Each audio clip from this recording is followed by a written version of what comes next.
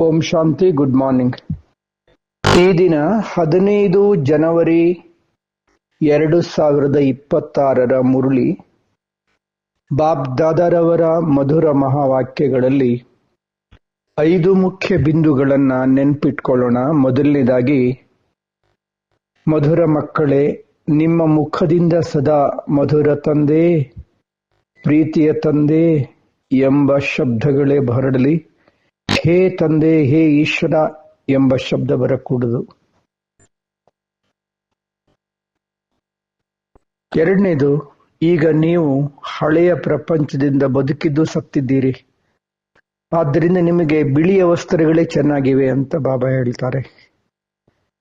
ಎರಡನೇದು, ಪರಸ್ಪರ ಸಹೋದರತ್ವದ ದೃಷ್ಟಿಯನ್ನ ಅಭ್ಯಾಸ ಮಾಡ್ತಾ ಲೌಕಿಕ ಬಂಧನಗಳನ್ನು ನಿಭಾಯಿಸ್ರಿ, ಯುಕ್ತಿಯಿಂದ ನಡೆದುಕೊಳ್ಳ್ರಿ ಅಂತ ಬಾಬಾ ಹೇಳ್ತಾರೆ. ನಾಲ್ಕನೆಯದು, ತಮ್ಮ ಸಂಪೂರ್ಣತೆಯ ಆಧಾರದಿಂದ ಸಮಯವನ್ನ ಸಮೀಪ ತರುವಂತಹ ಮಾಸ್ಟರ್ ರಚಯಿತ ಆಗ್ರಿ ಅಂತ ಬಾಬಾ ಹೇಳ್ತಾರೆ. ಐದನೇದು, ಕರ್ಮ ಮತ್ತು ಯೋಗದ ಸಮತೋಲನ ಇರಿಸಿಕೊಂಡವರೇ ನಿಜವಾದ ಕರ್ಮಯೋಗಿಗಳು. 5 ಬಿಂದುಗಳು: ಮಧುರ ತಂದೆ, ಪ್ರೀತಿಯ ತಂದೆ,